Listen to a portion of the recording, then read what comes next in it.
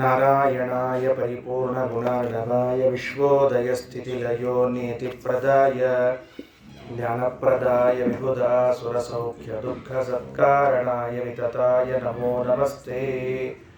ಯಸ್ಯಾಃ ಕಟಾಕ್ಷಮಾತ್ರೇಣ ಬ್ರಹ್ಮರುದ್ರೇಂದ್ರಪೂರ್ವಕಾಃ ಸುರಾಸ್ವೀಯಪದಾನ್ಯಾಪುಃ ಸಾ ಲಕ್ಷ್ಮೀರ್ಮೇ ಪ್ರಸೀದತು. ಪ್ರಥಮೋ ಹನುಮಾನ್ ನಾಮ ದ್ವಿತೀಯೋ ಭೀಮ ಏವ ಚ ಪೂರ್ಣಪ್ರಜ್ಞಸ್ತೃತೀಯಸ್ತು ಭಗವತ್ಕಾರ್ಯಸಾಧಕಃ. ಯಸ್ಯ ವಾಕ್ ಕಾಮಧೇನುರ್ನಃ ಕಾಮಿತಾರ್ಥಾನ್ ಪ್ರಯಚ್ಛತಿ ಸೇವೇತಂ ಜಯ ಯೋಗೀಂದ್ರಂ ಕಾಮಬಾಣಚ್ಛಿದಂ ಸದಾ. ಅಸ್ಮದ್ಗುರುಸಮಾರಂಭಾಂ ಟೀಕಾಕೃತ್ಪಾದಮಧ್ಯಗಾಂ ಶ್ರೀಮದಾಚಾರ್ಯಪರ್ಯಂತಾಂ ವಂದೇ ಗುರುಪರಂಪರಾಂ.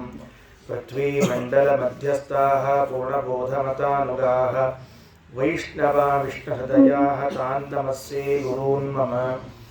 ಆಪಾದಮೌಳಿಪರ್ಯಂತಂ ಗುರುಣಾಮಾಕೃತಿಂ ಸ್ಮರೇತ್ ತೇನ ವಿಘ್ನಾಃ ಪ್ರಣಶ್ಯಂತಿ ಸಿದ್ಧ್ಯಂತಿ ಚ ಮನೋರಥಾಃ. ಶ್ರೀ ಗುರುಭ್ಯೋ ನಮಃ. ಹರಿ ಓಂ. ಶ್ರೀಮನ್ ಮಹಾಭಾರತ ತಾತ್ಪರ್ಯ ನಿರ್ಣಯದಲ್ಲಿ 8ನೇ ಅಧ್ಯಾಯದ ಕೊನೆಯ 18 ಶ್ಲೋಕಗಳಲ್ಲಿ ಇದ್ದೇವೆ. ಈ 18 ಶ್ಲೋಕಗಳು ಮುಕ್ತಾಯವಾದರೆ 8ನೇ ಅಧ್ಯಾಯ ಮುಕ್ತಾಯವಾಗ್ತದೆ. ಅಂದರೆ ಯುದ್ಧಕಾಂಡದ ನಿರ್ಣಯ ಸಂಪೂರ್ಣವಾಗಿ ಮುಂದಿನ 9ನೇ ಅಧ್ಯಾಯದಲ್ಲಿ ಉತ್ತರಕಾಂಡದ ಕಥೆಯನ್ನು ಹೇಳಿ ಆಚಾರ್ಯರು ನಿರ್ಣಯ ಮಾಡಿ ಮುಕ್ತಾಯ ಮಾಡ್ತಾರೆ. 9 ಅಧ್ಯಾಯಗಳು ಮುಗಿದರೆ ರಾಮಾಯಣ ಮುಕ್ತಾಯವಾಗಿ ಮುಂದೆ ಇನ್ನು ನಾವು ಮಹಾಭಾರತಕ್ಕೆ ಪ್ರವೇಶ ಮಾಡ್ತಾ ಇದ್ದೇವೆ. ಇವತ್ತು ಈ ಒಂದು 18 ಶ್ಲೋಕಗಳಲ್ಲಿ ಬರುವ ಸಾರಾಂಶ, ಪ್ರಧಾನ ಭಾಗ ಏನಿದೆ ಅಂತ ಅನ್ನೋದನ್ನು ಮೊದಲು ಹೇಳಿಬಿಡ್ತೇನೆ. ರಾಮನ ಪಟ್ಟಾಭಿಷೇಕ ಆಯಿತು. ರಾಮನಿಗೆ ಪಟ್ಟಾಭಿಷೇಕ ಆದ ಮೇಲೆ ಎಲ್ಲರಿಗೂ ಕೂಡ ಯಾರ್ಯಾರು ಸೀತಾನ್ವೇಷಣೆಯ ಕಾರ್ಯದಲ್ಲಿ ರಾಮನಿಗೆ ಸೇವೆಯನ್ನು ಸಲ್ಲಿಸಿದ್ರೋ ಅವರೆಲ್ಲರಿಗೂ ಭಗವಂತ ಏನನ್ನ ಕೊಡಬೇಕಾಗಿತ್ತು ಎಲ್ಲವನ್ನ ಕೊಟ್ಟು ಕಳಿಸ್ತಾನೆ. ಆದ ಮೇಲೆ ಹನುಮಂತನಿಗೇನು ಕೊಡಬೇಕು ಅನ್ನುವಂತಹ ಒಂದು ಜಿಜ್ಞಾಸೆ ಬರ್ತದೆ. ಆಗ ಹನುಮಂತ ಎಂತಹ ಭಕ್ತ, ಅವನಿಗೆ ನಾನು ಏನು ಕೊಟ್ಟರೂ ಕಡಿಮೆ ಅಂತನ್ನುವ ಮಾತುಗಳನ್ನು ರಾಮಚಂದ್ರ ಆಡ್ತಾನೆ. ಜೊತೆಗೆ ರಾವಣನನ್ನು ಗೆದ್ದವರು ಯಾರ್ಯಾರು ಅಂತ ಒಂದು ಲೀಸ್ಟ್ ಕೊಡ್ತಾನೆ. ಇಲ್ಲಿಯವರೆಗೆ ರಾವಣನನ್ನು ಗೆದ್ದವರು ಯಾರ್ಯಾರಿದ್ದಾರೆ. ಮೊದಲನೇದಾಗಿ ರಾವಣನ ಗೆದ್ದವರು ಅಂತಂದರೆ ವಾಲಿ ಎಂಬ ಕಪಿ, ವಾಲಿಯನ್ನು ಕಥೆ ಕೇಳಿರ್ತೇವೆ. ಎರಡನೇದ್ದು ಕಾರ್ತಿವೀರ್ಯಾರ್ಜುನ, ಮೂರನೇದ್ದು ರುದ್ರದೇವರು, ನಾಲ್ಕನೇದ್ದು ಹನುಮಂತ ದೇವರು, ಐದನೇದವರು ರಾಮಚಂದ್ರ ದೇವರು. ಇವರು 5 ಜನ ಮಾತ್ರ ರಾವಣನನ್ನು ಗೆದ್ದವರು. ಉಳಿದವರು ಯಾರೂ ಕೂಡ ರಾವಣನನ್ನು ಗೆಲ್ಲುವ ಸಾಹಸಕ್ಕೆ ಹೋಗಲೇ ಇಲ್ಲ. ಈ 5 ಮಂದಿಯಲ್ಲೂ ಕೂಡ ಹನುಮಂತ ಮತ್ತು ರಾಮಚಂದ್ರ ಮಾತ್ರ ಸ್ವಾಭಾವಿಕವಾಗಿ ಗೆದ್ದವರು. ಇನ್ನುಳಿದ 3 ಜನ ವರಗಳಿಂದ ಗೆದ್ದವರು. ಹೀಗಾಗಿ ವರಗಳಿಂದ ಗೆದ್ದವರಿಗಿಂತಲೂ ಸ್ವಾಭಾವಿಕವಾಗಿ ಗೆದ್ದವರು ಶ್ರೇಷ್ಠರಾಗ್ತಾರೆ ಅಂತ ಅವರ ಕಥೆಯನ್ನು ಹೇಳ್ತಾರೆ. ಇದರ ಜೊತೆಗೆ ವಾಯುದೇವರಿಗೆ 3 ಕೋಟಿ ರೂಪಗಳಿವೆ ಅಂತ ತಿಳಿದುಕೊಂಡು ಒಂದು ಮಾತನ್ನು ತಿಳಿಸ್ತಾ ಇದ್ದಾರೆ. 3 ಕೋಟಿ ರೂಪ ಪವನಃ ಸುತೋಮೆ. ಅಲ್ಲ, 1 ರೂಪ 2 ರೂಪಗಳನ್ನು ನೋಡಿರ್ತೇವೆ. 3 ಕೋಟಿ ಅಂತ ಅನ್ನೋದು ಬಹಳ ಅಪರೂಪದ ವಿಷಯ. 3 ಕೋಟಿ ವಾಯುದೇವರ ರೂಪಗಳಿವೆ ಅಂತ ಇದನ್ನು ತಿಳಿಸಿ ಕೊನೆಗೆ ವಾಯುದೇವರಿಗೆ ಏನು ಕೊಡಬೇಕು ಅನ್ನೋದನ್ನು ಕೊಡ್ತಾರೆ. ಆಗ ವಾಯುದೇವರು ಭಗವಂತನಲ್ಲೇನು ಪ್ರಾರ್ಥನೆಯನ್ನು ಮಾಡಿಕೊಂಡ್ರು ಅನ್ನೋದಕ್ಕೆ ಈ ಅಧ್ಯಾಯವನ್ನು ಮುಕ್ತಾಯ ಮಾಡ್ತಾರೆ ಶ್ರೀಮದಾಚಾರ್ಯ. ಅಂತೂ ಕೊನೆಗೆ ಈ ಯುದ್ಧಕಾಂಡದ ಕೊನೆಯಲ್ಲಿ ಕೇಳಬಹುದಾದ ಅನೇಕ ಪ್ರಮೇಯಗಳು ಉಳ್ಕೊಂಡಿವೆ. ಅದನ್ನು ಒಂದೊಂದಾಗಿ ನೋಡ್ತಾ ಹೋಗೋಣಂತೆ. ಈ 231ನೇ ಶ್ಲೋಕದಲ್ಲಿ ರಾಮಚಂದ್ರ ಎಲ್ಲರನ್ನ ಕುರಿತು ಮಾತಾಡ್ತಾನೆ.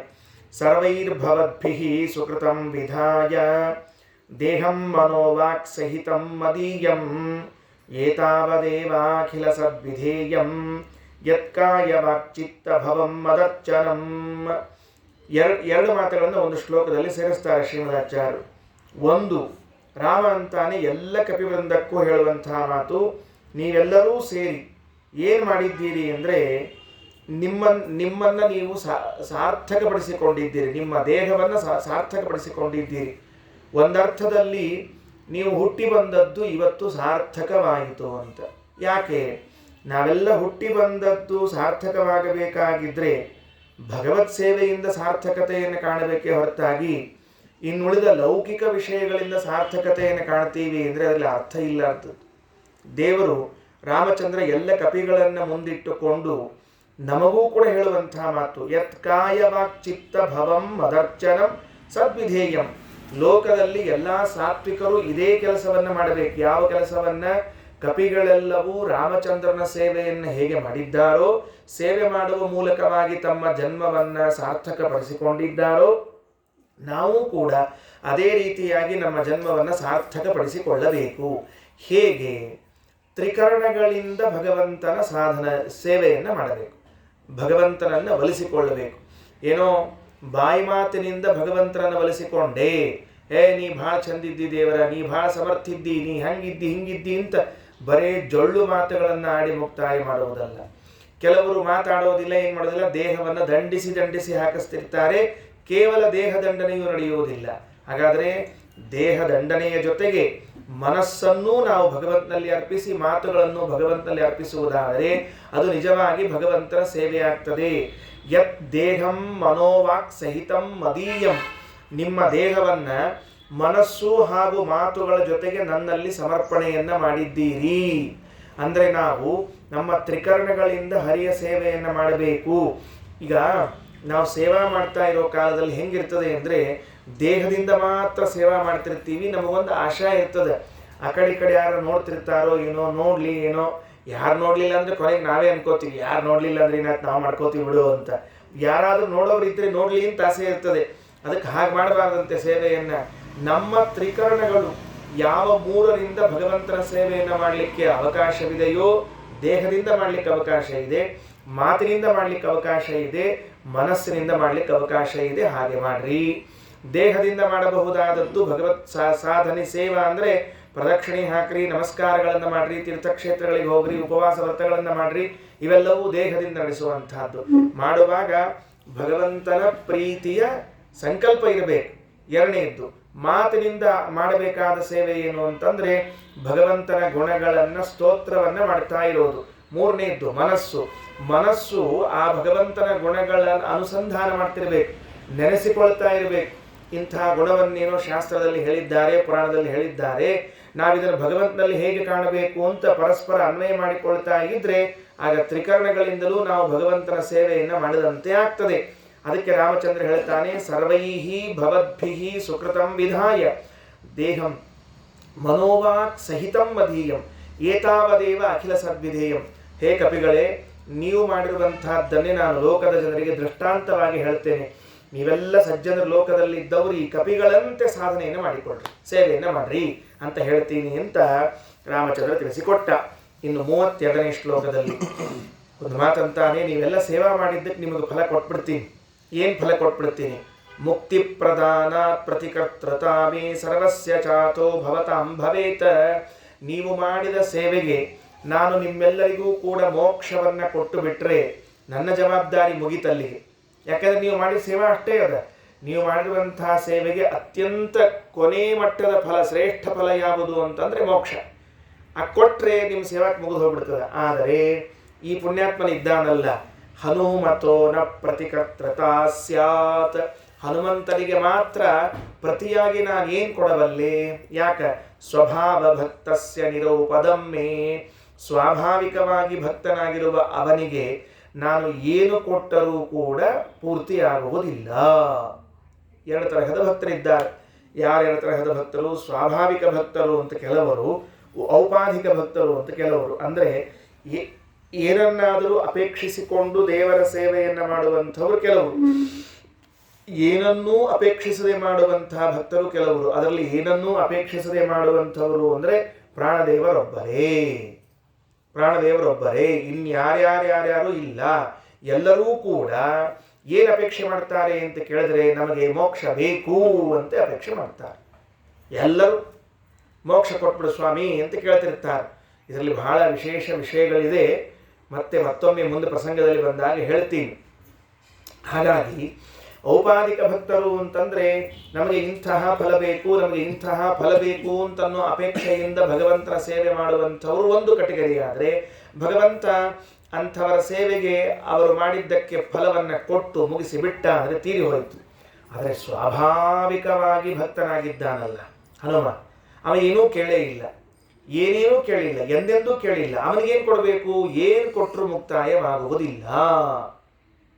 ಅದಕ್ಕೆ ಕರ್ಮಣ್ಯೇವಾಧಿಕಾರಸ್ಥೆ ಮಾಫಲೇಶು ಕದಾಚನ.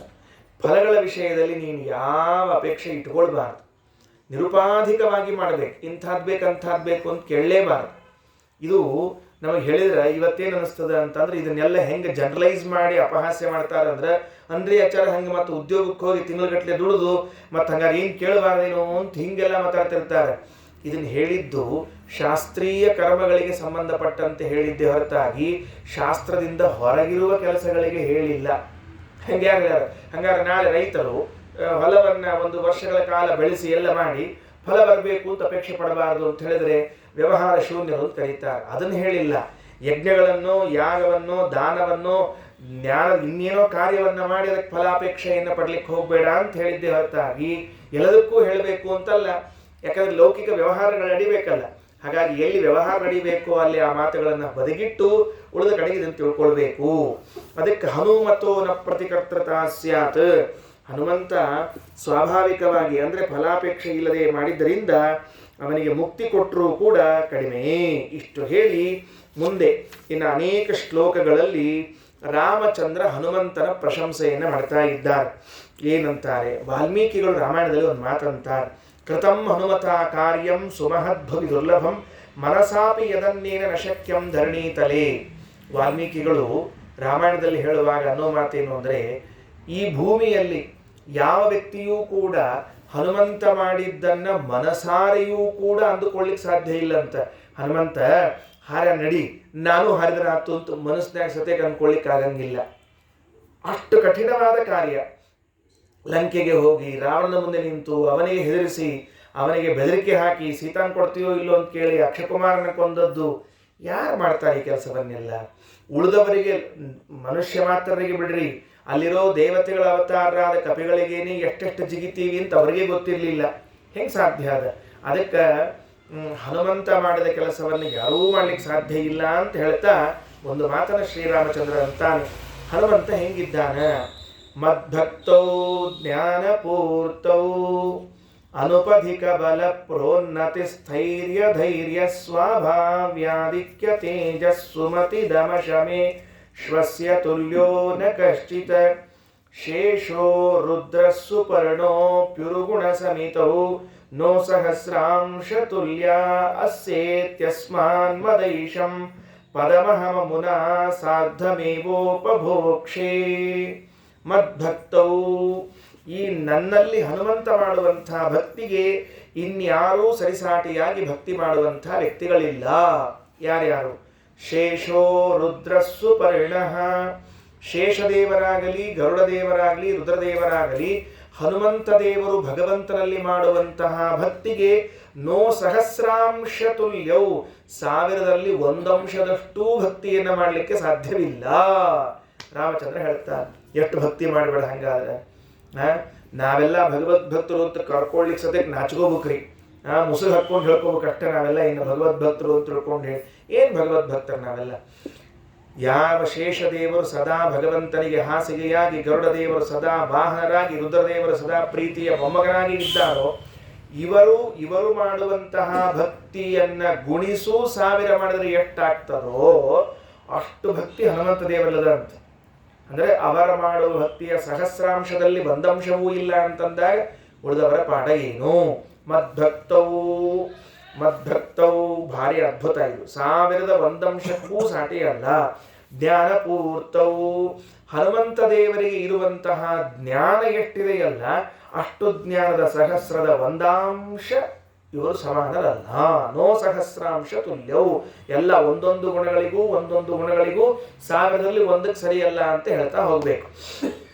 ಅನುಪಧಿಕ ಬಲ ಪ್ರೋನ್ನತಿ ಸ್ಥೈರ್ಯ ಧೈರ್ಯ ಆಮೇಲೆ ಇದನ್ನ ಅಪಾರವಾದ ಬಲ, ಅಪಾರವಾದ ಉನ್ನತಿ, ಸ್ಥೈರ್ಯ, ಧೈರ್ಯ, ಸ್ವಾಭಾವಿಕವಾದ ಶ್ರೇಷ್ಠತೆ, ತೇಜಸ್ಸು, ಒಳ್ಳೆ ಚುರುಕು ಬುದ್ಧಿ, ಇಂದ್ರಿಯ ನಿಗ್ರಹ, ಭಗವನ್ನಿಷ್ಠತೆ, ಇವುಗಳಲ್ಲಿ ಎಲ್ಲ ಕಡೆಗೂ ಕೂಡ ವಾಯುದೇವರಿಗೆ ಸಮಾನರಾದವರು ಮತ್ತೊಬ್ಬರು ಸಿಗೋದಿಲ್ಲ ನಮಗೆ.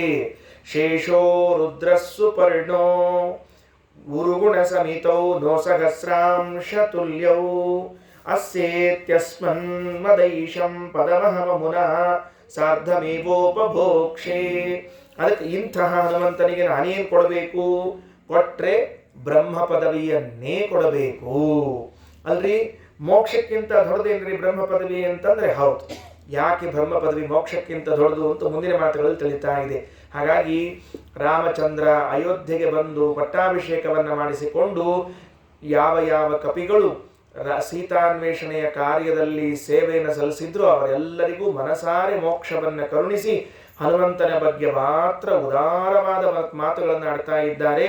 ಈ ಹನುಮಂತನಲ್ಲಿರತಕ್ಕಂಥ ಗುಣಗಳಿಗೆ ಸರಿಸಾಟಿಯಾದದ್ದು ಮತ್ತೊಬ್ಬ ವ್ಯಕ್ತಿ ಸಿಗಲಿಕ್ಕೆ ಸಾಧ್ಯ ಇಲ್ಲ ಅಲ್ರಿ. ಮತ್ತೆ ಗರುಡದೇವರು, ಶೇಷದೇವರು, ರುದ್ರದೇವರು ಇದ್ದಾರಲ್ಲ ಅವರ ಕೆಳಗಿನ ಕಕ್ಷೆಯಲ್ಲಿ ಅಂದರೆ ಅವರು ಯಾರೂ ಕೂಡ ಆಗ್ಲಿಕ್ಕೆ ಸಾಧ್ಯ ಇಲ್ಲ ಅಂತಂತಾರೆ ರಾಮಚಂದ್ರ ದೇವರು. ಅದಕ್ಕೆ ಸುಮಧ್ವ ವಿಜಯದಲ್ಲಿ ನಾರಾಯಣ ಪಂಡಿತಾಚಾರ್ಯ ಹೇಳುವಾಗ ಒಂದು ಮಾತಂತಾರೆ, ಹನುಮಂತ ಅಂದರೆ ಏನು ಅಂದ್ಕೊಂಡಿದ್ದೀರಿ? ಏನೋ ಸುಮ್ಮನೆ ಕೈ ಮುಕ್ಕೊಂಡು ನಿಂತಿರ್ತಾನೆ, ಲಂಗೋಟಿ ಹಾಕ್ಕೊಂಡು ನಿಂತಿರ್ತಾನೆ, ಗದ ಹೇಳ್ಕೊಂಡು ನಿಂತಿರ್ತಾನೆ, ನೀವು ಶನಿವಾರಕ್ಕೊಮ್ಮೆ ಹೋಗಿ ಒಂದಿಷ್ಟು ಬೆಣ್ಣಿನೋ ತುಪ್ಪನೋ ಹಚ್ಚಿ ಬಂದರೆ ಮುಗಿತು ಅಂತ ತಿಳ್ಕೊಂಡಿದ್ದೀರೇನು? ಏ ಗುಣ ನಾಮ ಜಗತ್ ಪ್ರಸಿದ್ಧಾ ಯಂತೇಷು ತೇಷು ಸ್ಮ ನಿದರ್ಶಯಂತಿ ಸಾಕ್ಷಾನ್ ಮಹಾಭಗವತ ಪ್ರಬರ್ಧಂ ಶ್ರೀಮಂತಮೇನಂ ಹನುಮಂತಮಾಹುಹು. ಶ್ರೀಮಂತಂ ಏನಂ ಹನುಮಂತಂ ಆಹುಹು. ಇವ ಶ್ರೀಮಂತ ಅಂತ. ಯಾ ಶ್ರೀಮಂತವ? ಹನುಮಂತ. ಪಾಪ ಮನೆಯೇ ಇದ್ದಿದ್ದಿಲ್ಲ, ಸ್ವಂತ ಮನೆ ಇಲ್ಲ ಹನುಮಂತಗೆ, ಶ್ರೀಮಂತ ಅಂತವ. ಈಗ ಸರ್ಕಾರದವರು ನಿರಾಶ್ರಿತರಿಗೆ ಅಂತ ಹಿಂಗೆ ಅಂತಿರ್ತಾರೆ ನೋಡಿಲ್ಲ, ಮತ್ತೆ ಹಂಗೇನಾರ ಒಂದು ಕೊಡ್ರಿ ಅನ್ಬೇಕು ಕಷ್ಟ ಇಲ್ಲ. ಹನುಮಂತೇವ್ರಿಗೆ ಎಲ್ಲ ಮನೆ ಅದು, ಮತ್ತೆ ಸರ್ವಾತ್ಮನ ಮನೆ ಇಲ್ಲ, ಅವರಲ್ಲಿ ಸಂಪತ್ತಿಲ್ಲ, ಏನೇನಿಲ್ಲ. ಮತ್ತು ಅವ್ರು ಹೆಂಗೆ ಶ್ರೀಮಂತರಾದರು? ಶ್ರೀಮಂತಮೇನಂ ಹನುಮಂತಮಾಹುಹು. ಅವ್ರ ಮೈ ಮೇಲೆ ಬಟ್ಟೆ ಎಷ್ಟು ಅಂತ ಕೇಳಿದ್ರೆ ಕೌಪಿನ, ಇನ್ನೇನಿಲ್ಲ ಹನುಮಂತ ದೇವ್ರ ಮೈ ಮೇಲೆ. ಅದು ಹನುಮಾನ್ ಕಾಚ ಅಂತ ಬರ್ತಿತ್ತು ಹಿಂದಕ್ಕೆಲ್ಲ, ಭಾಳ ಫೇಮಸ್ ಇತ್ತು ರೀ. ಈ ಕುಸ್ತಿ ಗಿಸ್ತಿ ಆಡೋರು ಇದು ವ್ಯಾಯಾಮ ಶಾಲೆಗೆ ಹೋಗೋರೆಲ್ಲ ಹಾಕ್ಕೊಂಡು ಹೋಗ್ತಿದ್ರು ಅವರೆಲ್ಲ. ಅದು ಹನುಮಾನ್ ಕಾಚ ಅಂತ ಹೆಸರಿಟ್ಟಿರೋದು. ಯಾಕಂದ್ರೆ ಅಷ್ಟು ಸಣ್ಣ ಬಟ್ಟೆ, ಇಷ್ಟೇ ಹನುಮಂತ ದೇವರ ಆಭರಣ, ಇಷ್ಟೇ ವಸ್ತ್ರ. ಇವತ್ತೇ ಹನುಮಂತ ದೇವರದ್ದು ವೈಭವ ಛೇ ಛೇ ಛೇ. ಇಲ್ಲೇ ನಮ್ಮ ನುಗ್ಗಿಕೆರೆ ಹಣಪ್ಪಿದ್ದ ನೋಡ್ರಿ, ಎಷ್ಟು ವೈಭವದಾಗಿದ್ದ ನೋಡ್ಕೊಳ್ರಿ. ಎಲ್ಲರೂ ಬಂಗಾರ ತೋಳಿಗತ್ತಾರ ಅವಂಗಿಗೆ. ಹನುಮಂತಕ್ಕೆ ಗಾಬರಿ ಆಗ್ಯದ, ನಾನೇ ಹೋದೋ ಇಲ್ಲೋ ಅಂತ ತಿಳ್ಕೊಂಡು ಹೇಳಿ ಅಷ್ಟು ಬರೀ ಬಂಗಾರ ಹಾಕಿದ್ರೆ ಶ್ರೀಮಂತಮೇನಂ ಹನುಮಂತಮಾಹುಹು. ಹಾಗಾದ್ರೆ ಮತ್ತೆ ಯಾವ ಅರ್ಥದಲ್ಲಿ ಇವನನ್ನು ಶ್ರೀಮಂತ ಹನುಮಂತ ಅಂತ ಕರೆದದ್ದು ಅಂದರೆ ಗುಣ. ಎಷ್ಟು ಗುಣಗಳಿವೆ ಅವನಿಗೆ ಅಂತಂದರೆ ಏ ಗುಣ ನಾಮ ಜಗತ್ ಪ್ರಸಿದ್ಧಾ. ಜಗತ್ತಿನಲ್ಲಿ ನೀವು ಯಾವುದನ್ನು ಗುಣ ಅಂತ ಕರಿತೀರಿ ಆ ಎಲ್ಲ ಗುಣಗಳಿಗೂ ದೃಷ್ಟಾಂತ ಅಂತಂದರೆ ಹನುಮಂತ ದೇವರು. ಭಕ್ತಿ ಒಂದು ಗುಣ, ಜ್ಞಾನ ಒಂದು ಗುಣ, ವೈರಾಗ್ಯ ಒಂದು ಗುಣ, ಬುದ್ಧಿ ಒಂದು ಗುಣ, ಚುರುಕು ಬುದ್ಧಿ ಏನು ಇಂದ್ರಿಯ ನಿಗ್ರಹ ಒಂದು ಗುಣ. ಎಲ್ಲದಕ್ಕೂ ದೃಷ್ಟಾಂತ ಹೇಳ್ರಿ ನೋಡ್ರಪ್ಪ.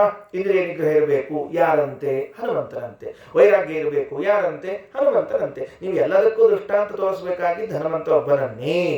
ಅದಕ್ಕೆ ಅವನನ್ನು ಶ್ರೀಮಂತಂ ಹನುಮಂತಂ ಅಂತ ಕರೆದಿದ್ದ. ಅಷ್ಟು ವರ್ಣನೆ ಮಾಡ್ತಾರೆ ರಾಮಚಂದ್ರ. ಅದಾದ ಮೇಲೆ ಮುಂದೊಂದು ಮಾತು ಹೇಳಬೇಕಾಗಿದೆ ರಾಮಚಂದ್ರನಿಗೆ. ಅದು ನಾನು ಪ್ರಾರಂಭದಲ್ಲಿ ಹೇಳಿದೆ, ರಾವಣನನ್ನ ಸ್ವಾಭಾವಿಕವಾಗಿ ಗೆದ್ದವರು ಯಾರು ಅನ್ನುವ ಕಥೆಯನ್ನು ತೆಗೆದುಕೊಳ್ಳುತ್ತಾರೆ. ಹಾಗಾದರೆ ಈಗ 3 ಅಂಶ ಬಂತು. ಒಂದು, ಎಲ್ಲ ಕಪಿಗಳಿಗೆ ಮುಕ್ತಿ ಕೊಟ್ಟ, ಹನುಮಂತನಿಗೆ ಬ್ರಹ್ಮ ಪದವಿಯನ್ನು ಕೊಡ್ತೀನಿ ಅಂತ ಹೇಳಿದ. 3ನೇದಾಗಿ ಹೇಳ್ತಾನೆ, ಹನುಮಂತ ನಾನು ಇಬ್ಬರು ಮಾತ್ರ ರಾವಣನನ್ನ ಸ್ವಭಾವತಃ ಗೆದ್ದವರು, ಸಹಜವಾಗಿ ಗೆದ್ದವರು. ಉಳಿದವರು ಯಾರು ಸಹಜವಾಗಿ ಗೆದ್ದವರಲ್ಲ. ಇದು ಪೂರ್ಣ ಆಚಾರ್ಯ ನಿರ್ಣಯ. ಏನಂತಾರೆ 34ನೇ ಶ್ಲೋಕ. ಪೂರ್ವಂ ಜಿಗಾಯ ಭುವನಂ ದಶಕಂಧರೋಸೌ ಅಬ್ಜೋದ್ಭವಸ್ಯ ವರತೋ ನತುತಂ ಕದಾಚಿತ್ ಕಶ್ಚಿಜ್ಜಿಗಾಯ ಪುರುಹೂತ ಸುತಃ ಕಪಿತ್ವಾತ್ ವಿಷ್ಣೋರ್ವರಾತ್ ಅಜಯದರ್ಜುನ ಏವ ಚೈನಂ. ಪೂರ್ವಂ ಹಿಂದಕ್ಕೇನಾಯಿತು ಅಂದರೆ ದಶಕಂಧರ, ಈ ರಾವಣ ಇಡೀ ಭೂಮಿಯನ್ನು ಗೆಲ್ತೀನಿ ಅಂತ ಹೊರಟ್ರಂತೆ, ಪ್ರಪಂಚವನ್ನು ಗೆದ್ಕೊಂಡ್ಬರ್ತೀನಿ ಅಂತ ಹೊರಟ್ನಂತೆ. ಅಲೆಕ್ಸಾಂಡರ್ ಹೊರಟಿದ್ ನೋಡ್ರಿ, ಭಾರಿ ವಿಚಿತ್ರ. ಇವತ್ತಿಗೂ ಅಲೆಕ್ಸಾಂಡರ್ನ ಕಥೆ ಎಲ್ಲ ಪಾಠದಾಗ ಹೇಳ್ತಾರೆ, ಎಲ್ಲ ಕ್ಲಾಸ್ ಒಳಗೆ ಹೇಳ್ತಾರೆ. ಯಾಕಂದ್ರೆ ಅವ ಗೆದ್ಕೊಂಡ್ಬರ್ತೀನಿ ಅಂತ ಹೋದವ್ ತಿರುಗಿ ಹೋಗ್ಲೇ ಇಲ್ಲ ಮನೆಗೆ, ಬದಿಗೆ ಹೋಗ್ಲಿಲ್ಲ, ಅವನದು ಪೆಟ್ಟಿಗೆ ಹೋತ ಆ ವಿಷಯ ಬೇರೆ. ಅದಕ್ಕೆ ಈ ರಾವಣ ಸಹಿತಕ್ಕೆ ಗೆದ್ಕೊಂಡ್ಬರ್ತೀನಿ ಅಂತ ಹೊರಟಿದ್ದಂತೆ. ಪೂರ್ವಂ ಜಿಗಾಯ ಭುವನಂ ದಶಕಂಧರೋಸೌ ಯಾಕ ಅಬ್ಜೋದ್ಭವಸ್ಯ ವರತಃ ನತುತಂ ಕದಾಚಿತ್ ಕಶ್ಚಿತ್ ಜಿಗಾಯ. ಬ್ರಹ್ಮದೇವರ ವರ ಇದ್ದದ್ದಕ್ಕೆ ಆ ರಾವಣನನ್ನ ಇಡೀ ಪ್ರಪಂಚದಲ್ಲಿ ಯಾರೂ ಗೆಲ್ಲಿಕ್ಕಾಗಲಿಲ್ಲ. First statement. ನೆಕ್ಸ್ಟ್, ಪುರುಹೂತ ಸುತಃ, ಆದರೆ ವಾಲಿ ಮಾತ್ರ ಗೆದ್ದ. ವಾಲಿ ಮಾತ್ರ ಗೆದ್ದ. ಯಾಕೆ ಅಂದರೆ ಬ್ರಹ್ಮದೇವರ ವರ. ಏನ್ ಬ್ರಹ್ಮದೇವರ ವರ ಕೊಟ್ಟಿದ್ರು ವಿಚಾರ ಮಾಡೋಣ. ಅದಾದ ಮೇಲೆ ಕಾರ್ತಿವೀರ್ಯಾರ್ಜುನ ಒಬ್ಬ ಗೆದ್ದ. ಇಬ್ರು ಬಂದ ನೋಡಿ. ಯಾರ್ಯಾರು? ಕಾರ್ತಿವೀರ್ಯಾರ್ಜುನ ಒಬ್ಬ, ವಾಲಿ ಒಬ್ಬ. ವಾಲಿ ಯಾಕೆ ಗೆದ್ದ ಅಂದ್ರೆ ಕಪಿತ್ವಾತ್, ಕಪಿ ಆದದ್ರಿಂದ. ಕಾರ್ತಿವೀರ್ಯಾರ್ಜುನ ಯಾಕೆ ಗೆದ್ದ ಅಂದ್ರೆ ಭಗವಂತನ ವರ ಇದ್ದದ್ರಿಂದ. ಕಾರ್ತಿವೀರ್ಯಾರ್ಜುನನಿಗೆ ಭಗವಂತನ ವರ, ವಾಲಿ ಕಪಿ ಆದದ್ದರಿಂದ ಇಬ್ರು ಗೆದ್ರು. ಏನು ಅರ್ಥ ಆಗಿಲ್ಲ ನಮಗೆ ಅಂತಂದ್ರೆ ಮುಂದಿನ ಶ್ಲೋಕದಲ್ಲಿ ವಿವರಣೆ ಮಾಡ್ತಾರೆ. ದತ್ತೋ ವರೋ ನ ಮನುಜಾನ್ ಪ್ರತಿವಾನರಾಂಶ್ಚ ಧಾತ್ರಾಸ್ಯ ತೇನ ವಿಜಿತೋ ಯುಧಿ ವಾಲಿನೈಷಃ ಅಬ್ಜೋದ್ಭವಸ್ಯ ವರಮಾಶ್ವಭಿಭೂಯ ರಕ್ಷೋ ಜಿಗೇ ತ್ವಗಂ ರಣಮುಖೇ ಬಲಿಮಾಹ್ವಯಂತಂ. ದತ್ತಃ ವರಃ, ವರ ಕೊಟ್ಟಿದ್ರು ಬ್ರಹ್ಮದೇವರು. ಏನಂತ ಕೊಟ್ಟಿದ್ರು? ನೀನು ಎಲ್ಲರನ್ನ ಗೆಲ್ಲು ಅಂತ. ಅವೇನು ಕೇಳ್ಕೊಳ್ಳೋದು ಗೊತ್ತೇನ್ರಿ? ನಾನು ಎಲ್ಲ ದೇವತೆಗಳನ್ನ ಗೆಲ್ಲಬೇಕು, ಎಲ್ಲ ದೈತ್ಯರನ್ನ ಗೆಲ್ಲಬೇಕು, ಎಲ್ಲ ಅವರ ಮತ್ತೆ ಗಂಧರ್ವರನ್ನ ಗೆಲ್ಲಬೇಕು, ಋಷಿಗಳನ್ನ ಗೆಲ್ಲಬೇಕು, ಹಿಂಗೆಲ್ಲ ಕೇಳ್ಕೊಂಡ್ಬಿಟ್ಟಿದ್ದ ಅವ. ಈ ಪಕ್ಷಿ ಪ್ರಾಣಿಗಳು ಮತ್ತು ಮನುಷ್ಯರಿಂದ ಗೆಲ್ಲಬೇಕು ಅಂತ ವರ ಕೇಳಿದ್ದ. ಅಂದ್ರೆ ಅವ್ರನ್ನ ಗೆಲ್ತೀನಿ ಅಂತ ವರ ಕೇಳ್ಕೊಂಡಿರ್ಲಿಲ್ಲ. ಅವರಿಬ್ಬರನ್ನ ನೆಗ್ಲೆಕ್ಟ್ ಮಾಡಿಬಿಟ್ಟಿದ್ದಂತೆ. ಇವೇ ಎಲ್ರಿ ದೇವತೆಗಳನ್ನೇ ಗೆದ್ದವ್, ಈ ಮನುಷ್ಯ ಎಂದು ಹೊಡೆದು ಇದೇನು ಪ್ರಾಣಿ ಹೊಡೆದು ಅಂತ ಎರಡನ್ನ ಬಿಟ್ಟಿದ್ದ. ಎರಡನ್ನ ಬಿಟ್ಟಿದ್ದೆ ಅವನಿಗೆ ಮೈನಸ್ ಆತ್ ನೋಡ್ರಿ. ಅದಕ್ಕೆ ಮಾಡೋ ಕಾಲಕ್ಕೆ ಎಲ್ಲ ಕೆಲಸ ಪೂರ್ಣ ಮಾಡ್ಬೇಕ್ರಿ, ಅರ್ಧಮರ್ಧ ಮಾಡಬಾರ್ದು. ಅದೊಂದು ಬಿಟ್ಟು ಮಾಡ್ಲಿಕ್ಕೆ ಹೋಗ್ಬಾರ್ದು. ಏನಂದವ?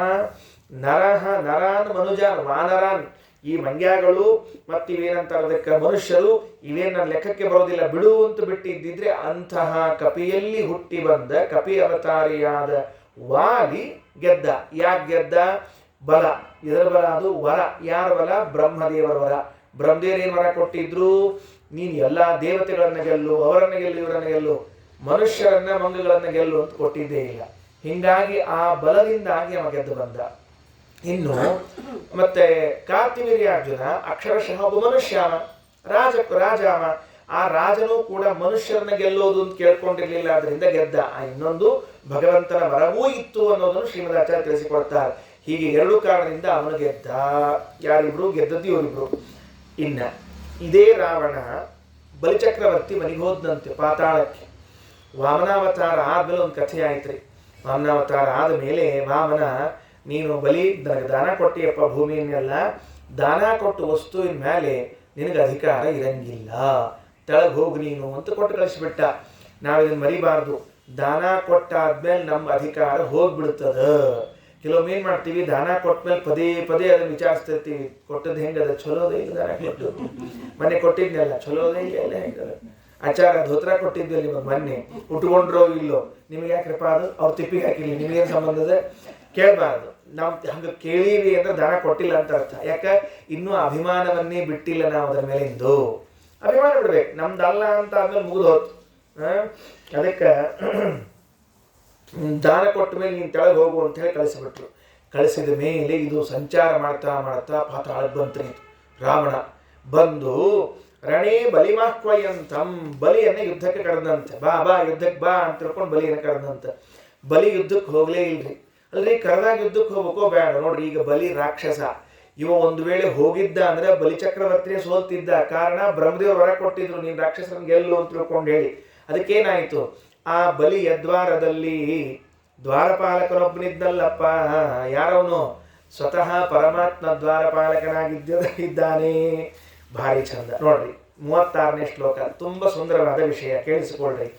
ಬಲೇರ್ದ್ವಾರಸ್ಥೋಹಂ ವರಮಸ್ಮೈ ಸಂಪ್ರದಾಯ ಪೂರ್ವಂತೋ ತೇನ ಮಯಾ ರಕ್ಷೋಸ್ತಂ ಯೋಜನಮಯುತಂ ಪದಾಂಗುಲ್ಯ. ಪೂರ್ವಂ ಏನಾಗಿತ್ತು? ವರರಾಜ ಸ್ವಾಮಿಗಳು ಈ ಶ್ಲೋಕಕ್ಕೆ ವ್ಯಾಖ್ಯಾನ ಬರೀತಾರೆ. ಎಷ್ಟು ಚಂದ ಬರೆದಿದ್ದಾರೆ ನೋಡ್ರಿ. ತ್ರೈಲೋಕ್ಯದಾನಾತ್ ತುಷ್ಟೋಹಂ ಅಸ್ಮೈ ಬಲಯೇ ವರಂ. 3 ಲೋಕಗಳ ದಾನ ಕೊಟ್ಟದ್ದಕ್ಕೆ ನಾನು ಸಂತುಷ್ಟನಾಗಿ ಬಿಟ್ಟೆ. ಪಾಪ ಎಂತಹ ಮನಸ್ಸು ಅನ್ನದ್ದು. ನಾನು ಮನೆ ತನಕ ಹೋಗಿ ಒಂದು 3 ಪಾದ ಭೂಮಿ ಕೊಡು ಅಂತ ಹೇಳಿ ಛಲದಿಂದ ಕಪಟದಿಂದ ಕೇಳಿದ್ರು ಕೂಡ ಅಷ್ಟೇ ಸರಳವಾದ ಮನಸ್ಸಿನಿಂದ, ನಿಷ್ಕಪಟವಾದ ಮನಸ್ಸಿನಿಂದ ದಾನ ಕೊಟ್ಟನಲ್ಲ ಅಂತ ಭಗವಂತ ವರ ಕೊಟ್ಟನಂತೆ. ಏನು? ತವದ್ವಾರಿ ತಿಷ್ಠಾಮಿ ಇತಿ ವರಂ ಸಂಪ್ರದಾಯ. ನಿನ್ನ ದ್ವಾರದಲ್ಲಿ ನಾನು ನಿಂತಿರ್ತೇನೆ ದ್ವಾರಪಾಲಕನಾಗಿ. ಯಾಕೆ ದ್ವಾರಪಾಲಕನಾಗಿ ಅಂತ? ಕಾಯ್ಲಿಕ್ಕೆ ನಿಂತಿರ್ತೇನೆ. ದ್ವಾರಪಾಲಕರು ಎದಕ್ಕೆ ನಿಂತಿರ್ತಾರೆ? ಮೈ ಮುಂದೆ ಗೇಟ್ ಮುಂದೆ ಎದಕ್ಕೆ ನಿಂತಿರ್ತಾರೆ? ಅವ್ರು ಮನೆ ಕಾಯ್ಲಿಕ್ಕೆ ನಿಂತಿರ್ತಾರೆ. ಮತ್ತು ಅಲ್ಲಿಯೂ ಕೂತ್ಕೊಂಡು ಕೂತ್ಕೊಂಡ್ರೆ ದ್ವಾರಪಾಲಕರು ಯಾಕಾಗ್ತಾರೆ? ಮತ್ತು ಅವರು ಅಲ್ಲಿ ತೂಕಡಿಸ್ಬಾರ್ದು. ಅವ್ರು ಅಲ್ಲಿ ಎಚ್ಚರದಿಂದ ಇರಬೇಕು, ಕೆಲಸ ಮಾಡ್ತಿರ್ಬೇಕು. ಅದಕ್ಕೆ ಹೇಳಿದ್ರು, ತವ ದ್ವಾರಿತಿಷ್ಠಾಮಿ, ನಿನ್ನ ಮನೆಯ ಬಾಗಿಲನ್ನು ಕಾಯ್ತೀನಿ ಅಂದರೆ ನಿನ್ನನ್ನು ಕಾಯ್ಲಿಕ್ಕೆ ನಾನು ನಿಂತ್ಕೊಂಡಿರ್ತೇನೆ ಅಂತ ಹೇಳಿದ್ರಿಂದ ದ್ವಾರಸ್ಥೋ ಅಭವತ್. ಅದಕ್ಕೆ ಭಕ್ತಿಯಿಂದ ಭಗವಂತ ಅಲ್ಲಿ ದ್ವಾರಪಾಲಕನಾಗಿದ್ದೇ ಹೊರತಾಗಿ ಬಲಿಯ ಬಲದಿಂದ ಅಲ್ಲ ಅಂತ ತಿಳ್ಕೊಳ್ರಿ. ನಿಂತ್ಕೊಂಡಿದ್ದ.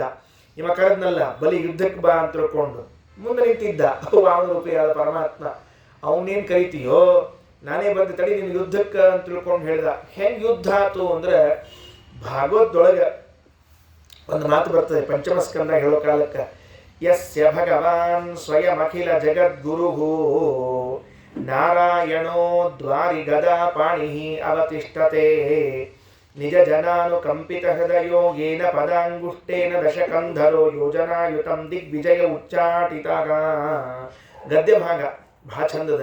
ಯಸ್ಯ ಭಗವಾನ್ ಸ್ವಯಂ ಅಖಿಲ ಜಗದ್ಗುರು ನಾರಾಯಣ, ಜಗದ್ಗುರು ಪರಮಾತ್ಮ ಸರ್ವೋತ್ತಮನಾದ ನಾರಾಯಣ ಗದಾಪಾಣಿ ಅವತಿಷ್ಠತೆ. ನೋಡ್ರಿ ಹೊಸ ವಿಷಯ.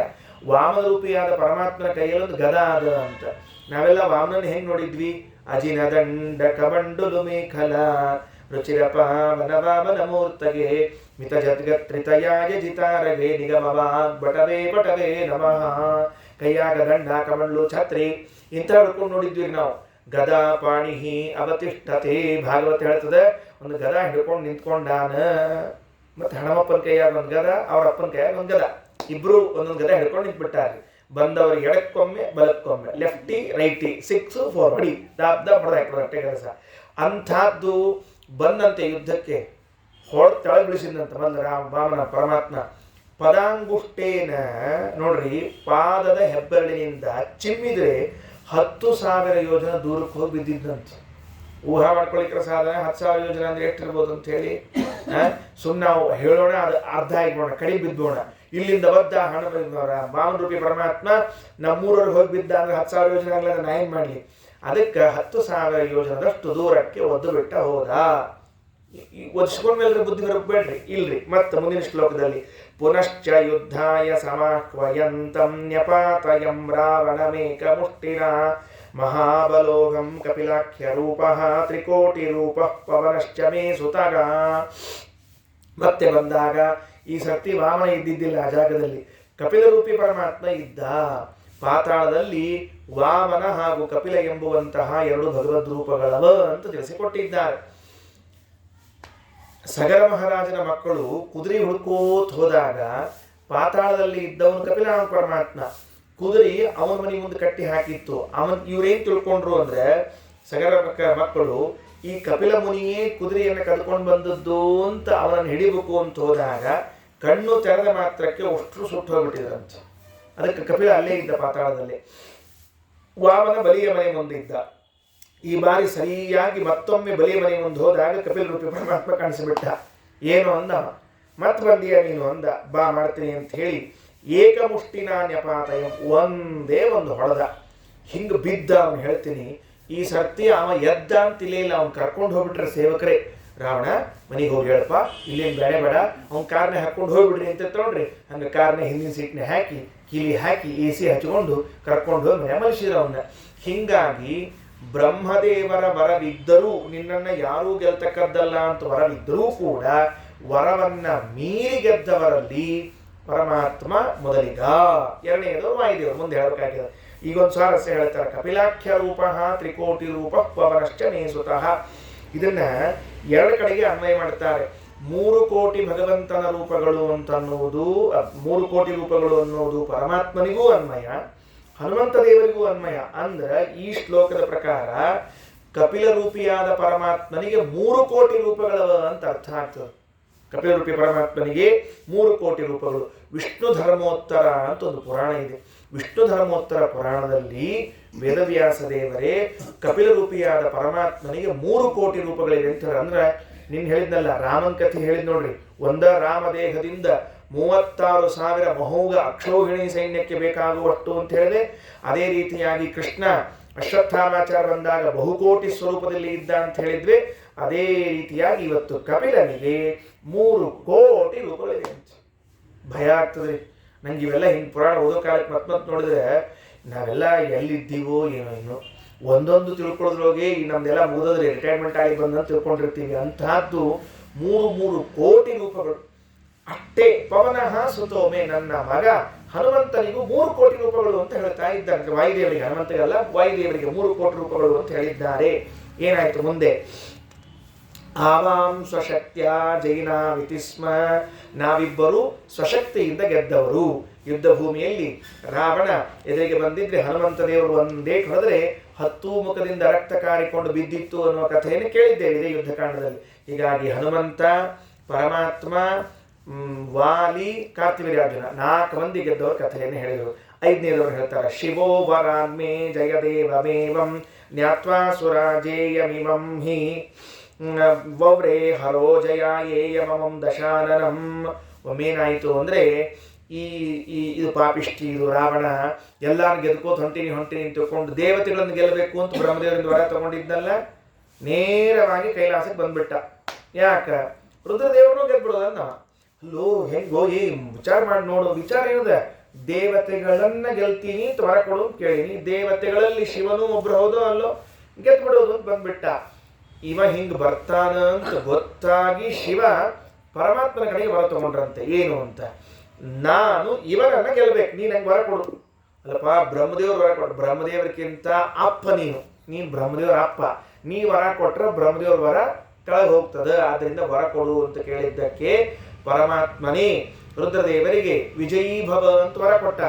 ಅದರ ಪರಿಣಾಮದಿಂದಾಗಿ ರುದ್ರದೇವರು ರಾವಣನನ್ನ ಗೆದ್ರು. ಹೆಂಗ ಗೆದ್ರು ಅಂತಂದ್ರೆ ಅದಕ್ಕೆ ವಾದರಾಜ ಸ್ವಾಮಿಗಳು ಒಂದು ಕಥೆ ಬರ್ದಾರೆ. ಕೆಳಗೆ ಬಹಳ ಚಂದದ.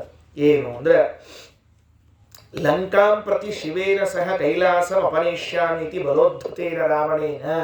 ಆ ರಾವಣ ಅವನೊಂದು ಇಚ್ಛಾ ಬಂತಂತ, ಈ ಕೈಲಾಸ ಸಮೇತ ನಮ್ಮ ರುದ್ರದೇವರನ್ನ ನಮ್ಮ ಲಂಕಾಕ್ಕೆ ತಗೊಂಡು ಹೋಗಿ ಇಟ್ಕೊಂಡ್ಬಿಟ್ರೆ ಹೆಂಗ ಅಂತ ವಿಚಾರ ಬಂತಂತ. ಏನು ಅನ್ಕೊಂಡಾನು ಏನು ಎಲ್ಲರ. ರುದ್ರದೇವರು ಮಹಾನುಭಾವರು, ವಿರಕ್ತರು, ನಮ್ಮೆಲ್ಲರಿಗೂ ಮನೋನಿಯಾಮಕರು, ಕ್ಷಣ ಕ್ಷಣದಲ್ಲಿ ನಮ್ಮ ಮನಸ್ಸಿಗೆ ಪ್ರವರ್ತನೆಯನ್ನು ಉಂಟು ಮಾಡಿ ಸನ್ಮಾರ್ಗದಲ್ಲಿ ನಡೆಸುವಂಥವರು.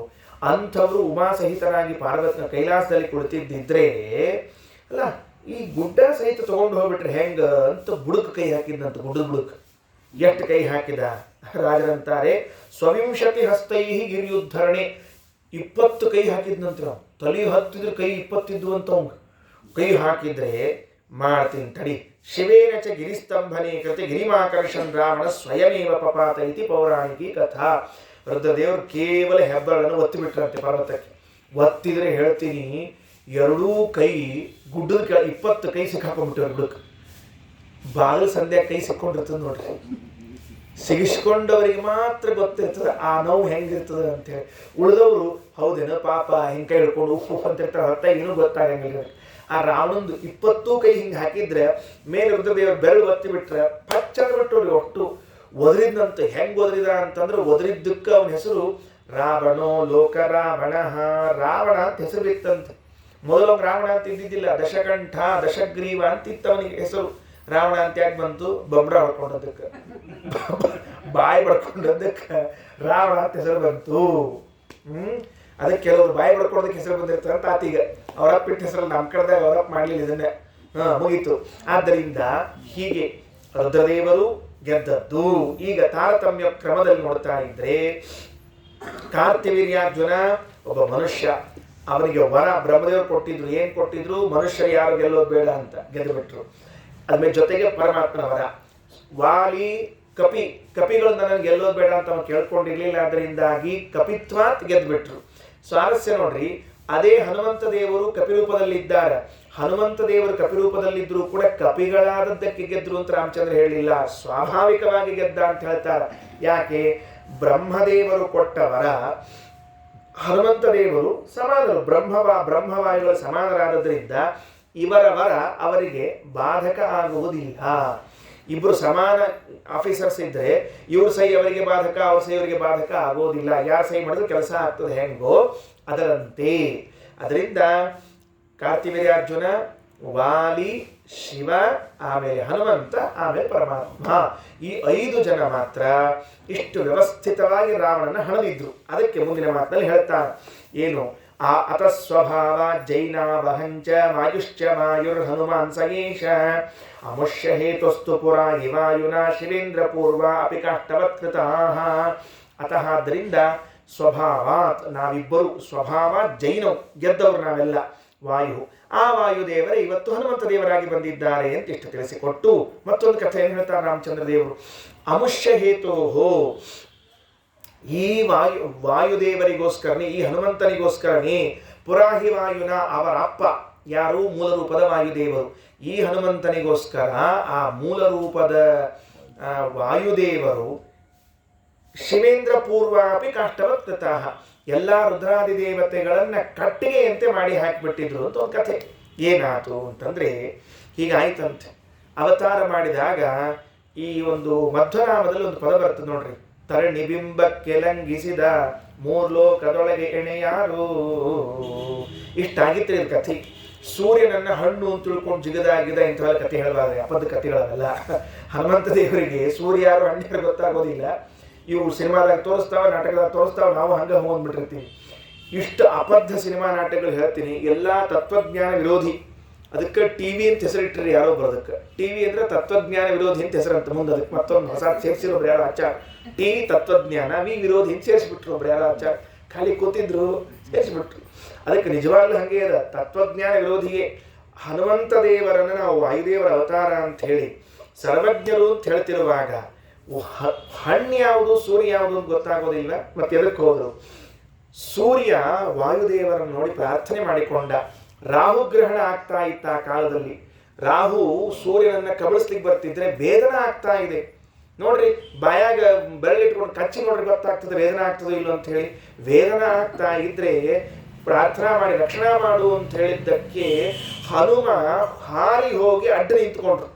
ನೀ ಹೆಂಗ್ ಬರ್ತಿ ನೋಡ್ತೀನಿ ಅಂತ ತಿಳ್ಕೊಂಡು. ರಾಹು ಇಂದ್ರದೇವ್ರಿಗೆ ಹೋಗಿ ಹೇಳಿದ, ಅಲ್ರಿ ಮತ್ತೆ ನಮಗೆ ನುಂಗ್ಲಿಕ್ಕೆ ಹೇಳಿದ್ರಿ, ಈಗ ನೋಡ್ರಿ ಯಾರೋ ಒಂದು ಬಂದು ನಿಂತಾರ ನಮ್ಗೆ ಅಡ್ಡ ಆಗ್ಯದ ಅಂತ ತಿಳ್ಕೊಂಡು. ಆಗ ಇಂದ್ರ ಹನುಮಂತನ ಮೇಲೆ ವಜ್ರಾಯುಧವನ್ನ ಪ್ರಹಾರ ಮಾಡಿದ. ಹೊಡೆದ್ರೆ ಗಲ್ಲಕ್ಕೆ ಬಿತ್ತು. ಹನುಮಂತ ದೇವರು ಕ್ಷಣ ಮಾತ್ರದಲ್ಲಿ ಕೆಳಗೆ ಮಲಗಿದ್ರು ಬೇಕು ಅಂತ ಹೇಳಿ. ಮಲಗಿದಾಗ ಅವರಪ್ಪ ವಾಯುದೇವರಿಗೆ, ಮೂಲ ರೂಪದ ವಾಯುದೇವರಿಗೆ ಸುದ್ದಿ ಗೊತ್ತಾಯಿತು, ನನ್ನ ಮಗನಿಗೆ ಇಂದ್ರದೇವರು ಹೊಡೆದ್ರ, ಹಾಗಾದ್ರೆ ತಡಿ ಅಂತ ಶ್ವಾಸೋಚ್ಛ್ವಾಸವನ್ನು ತಡೆದುಬಿಟ್ರು. ಇಷ್ಟೇ. ಹನುಮಂತ ದೇವರು ಉಸಿರಾಡ್ಲಿಲ್ಲ, ಇದು ಮೂಲ ರೂಪದ ವಾಯುದೇವರು ಉಸಿರಾಡ್ಲಿಲ್ಲ.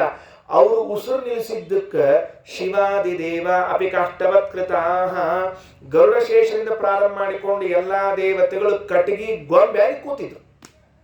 ಎಂಥ ತಾಕತ್ತು, ಎಂಥ ತಾಕತ್ತು! ನಮ್ಮೆಲ್ಲರಲ್ಲಿ ನಿಂತುಕೊಂಡು ನಿತ್ಯ ಉಸಿರಾಟ ಮಾಡಿಸ್ತಾರಂತ ಹೇಳಿ ನಮ್ದು ಆಟ ನಡೆದದ್ರಿ. ನಾವು ಕಣ್ ತೆಗೆದು ನೋಡ್ಬೇಕು, ಕಿವಿ ತೆಗೆದು ಕೇಳಬೇಕು, ಹಂಗ ಮೂಗು ತೆಗೆದು ಉಸಿರಾಡಬೇಕು ಅಂತ ಅಂದಿಲ್ಲ ನೋಡ್ರಿ. ಹಂಗಂತೀರಿ ಹೇಳೋಣಂತ. ನಾವು ಉಸಿರಾಟ ನಾವು ಮಾಡಂಗೆ ಗೊತ್ತೇ ಇಲ್ಲ ನಮಗೆ ಉಸಿರಾಟ ಹೆಂಗಾಗ್ತದೆ ಅಂತ ತಿಳ್ಕೊಂಡು ಹೇಳಿ ಸಹಜವಾಗಿ ಆಗ್ತದೆ, ಕಲ್ಪನಾ ಇಲ್ಲ. ಅದನ್ನು ಮಾಡಿಸುವಂಥವ್ರು ವಾಯುದೇವರು. 6321000 6321000 ಶ್ವಾಸ ಜಪಗಳು 3 ವಿಧ ಜೀವರೊಳಗಬ್ಜ ಕಲ್ಪ ಪರ್ಯಂತ ತಾ ರಚಿಸಿ ಸತ್ವರಿಗೆ ಸುಖ ಸಂಸಾರ ಮಿಶ್ರರಿಗಧಮ ಜನರಿಗ ಪಾರ ದುಃಖಗಳೀವ ಗುರು ಪವಮಾನಸಲಹಮ್ಮ. ಅವರು ಉಸಿರಾಟ ಮಾಡಿಸ್ತಾರ ನಮ್ಗೆ ನಡೆದ್ರಿ. ಈಗ ಅರ್ಥ ಆಗ್ತದೆ. ನಮ್ಮಲ್ಲಿ ಅಷ್ಟೇ ವಾಯುದೇವರಲ್ಲ, ಗರುಡಶೇಷ ರುದ್ರದೇವರಲ್ಲೂ ಶ್ವಾಸೋಚ್ಛ್ವಾಸ ಮಾಡಿಸೋರು ಅವರೇ. ಮಾಡಿಸಿದ್ರೆ ಉಂಟು, ಇಲ್ಲೇ ಇದ್ರೆ ಇಲ್ಲ. ಆಗ ಎಲ್ಲರೂ ಹೋಗಿ ಅಯ್ಯೋ ನಮ್ಮಪ್ಪ ಮೊದಲು ಉಸಿರಾಡು ಅಂತ ತಿಳ್ಕೊಂಡು ನಮ್ಮ ಉಸಿರು ನಿಲ್ಲಿಸ್ಬೇಡಪ್ಪ ಅಂತ ಹೇಳಿ ಪ್ರಾರ್ಥನಾ ಮಾಡಿದಾಗ ಆಗೇನಾಯಿತು ಅಂದರೆ ಮತ್ತೆ ಹನುಮಂತ ದೇವರು ಇವರು ವಾಯುದೇವರು ಪ್ರಾರ್ಥನಾ ಉಸಿರಾಟ ಮಾಡಿದ್ದಾರೆ. ಎಲ್ಲರೂ ಮತ್ತೆ ನಿಶ್ಚಿಂತರಾದರು. ಹಂಗಾರೆ ಹನುಮಂತ ದೇವರಿಗೆ ಏನಾಯ್ತು? ಪೆಟ್ಟು ಬಿದ್ದದಕ್ಕೆ ಏನಾಗಿತ್ತೇನು ಅಂದರೆ ಭಂಗೆ ಪ್ರಸಕ್ತೇಪಿ ನ ಭಂಗ ಮಾಪ. ಏನು ಪೆಟ್ಟು ಬಿದ್ದಿದ್ರು ಕೂಡ ಏನೂ ತೊಂದರೆ ಆಗಿರಲಿಲ್ಲ ಅಂತ ಅನ್ನುವ ಅಂಶವನ್ನು ತಿಳಿಸಿಕೊಡ್ತಾರೆ. ಇಷ್ಟು ಕಥೆಯನ್ನ ಸ್ವತಃ ರಾಮಚಂದ್ರನೇ ಎಲ್ಲ ಕಪಿಗಳ ಮುಂದೆ ಹನುಮಂತ ದೇವರ ಮಹಿಮೆ ಹೇಳಿದ್ದಾರೆ. ಒಬ್ಬ ಭಕ್ತನನ್ನ ಇಷ್ಟು ನಿರ್ವ್ಯಾಜವಾಗಿ ವರ್ಣಿಸುವಂತಹದ್ದು ಅದು ಸ್ವಾಮಿಯ ಗುಣ. ನಿಜವಾಗ್ಲೂ ದೇವರಲ್ಲಿ ಇಷ್ಟು ದೊಡ್ಡ ಗುಣ ಇದೆ ಅಂದರೆ ನಾವು ಯಾರೇ ಒಂದು ಸತ್ಕರ್ಮ ಮಾಡಿದ್ರು ಕೂಡ ಭಗವಂತ ಮನಸ್ಸು ಬಿಚ್ಚಿ ವರ್ಣಿಸ್ತಾನೆ. ನಾವು ಸಂಕೋಚರಿ. ಯಾರಾದ್ರೂ ಒಂದು ಚಲೋ ಕೆಲಸ ಮಾಡಿದ್ರೆ ಹೇಳಲಿಕ್ಕೆ ಹೋದ್ರೆ ಎಲ್ಲರ ಅವ್ರ ಮೇಲೆ ಆಗ್ಬಿಟ್ಟು ನಾ ತಲೆಗೆ ಆಗ್ಬಿಟ್ರೆ ಅದಕ್ಕೆ ಶಬ್ದಗಳನ್ನು ಕಡಿಮೆ ಮಾಡಿ, ಹೇಳಲಾಗ ಹೆಂಗೆ ಮಾಡಿ, ಹಿಂಗೆಂಗೋ ಮಾಡಿ, ಹೇಳಿದ್ರು ಹೇಳದೆ ಇದ್ದಂಗೆ ಮಾಡಿ ಮಾಡ್ತಾರೆ. ಯಾರೇ ಲೋಕದಲ್ಲಿ ಯಾರೇ ಇರಲಿ ಅವರು ಒಂದು ಒಳ್ಳೆ ಕೆಲಸ ಮಾಡಿದ್ರೆ ಮನಸ್ಸು ಬಿಚ್ಚಿ ಹೇಳ್ರಿ. ಅಲ್ಲಿ ಪ್ರಭು ರಾಮಚಂದ್ರ ಹನುಮಂತನ ಗುಣ ಏನಾಗಬೇಕಾಗಿದೆ? ಹನುಮಂತನಿಂದ ಏನು ಭಾರೀ ದೊಡ್ಡ ವ್ಯಕ್ತಿತ್ವ ಹನುಮಂತ ದೇವರದ್ದು, ರಾಮದೇವರ ಮುಂದೆ ಏನೂ ಅಲ್ಲ. ಆದರೂ ಅಂಥ ಹನುಮಂತನ ಗುಣಗಳನ್ನು ಬಾಯಿ ತುಂಬ ಹೇಳ್ತಾರೆ ಅಂದರೆ ನಾವು ಕೂಡ ಅದನ್ನು ಕಲಿಬೇಕು. ಅತೋ ಹನುಮಾನ್ ಪದಮೇ ತುಧಾತು ಮದಾಜ್ಞೆಯ ಸೃಷ್ಟ್ಯವನಾದಿ ಕರ್ಮ ಮೋಕ್ಷಂಚ ಲೋಕಸ್ಯ ಸದೈವ ಕುರ್ವನ್ ಮುಕ್ತಶ್ಚ ಮುಕ್ತಾನ್ ಸುಖಯನ್ ಪ್ರವರ್ತತಾಂ. ಆದ್ದರಿಂದ ಈ ಹನುಮಂತ ದೇವನಿಗೆ ಧಾತು ಪದೇ ಅಂದರೆ ಬ್ರಹ್ಮ ಪದವಿಯನ್ನು ಕೊಡ್ತೀನಿ. ಏನ್ ಮಾಡಬೇಕು? ಜಗತ್ತಿನ ಸೃಷ್ಟಿಯಾದಿ ಕರ್ಮಗಳನ್ನು ಮಾಡಬೇಕು.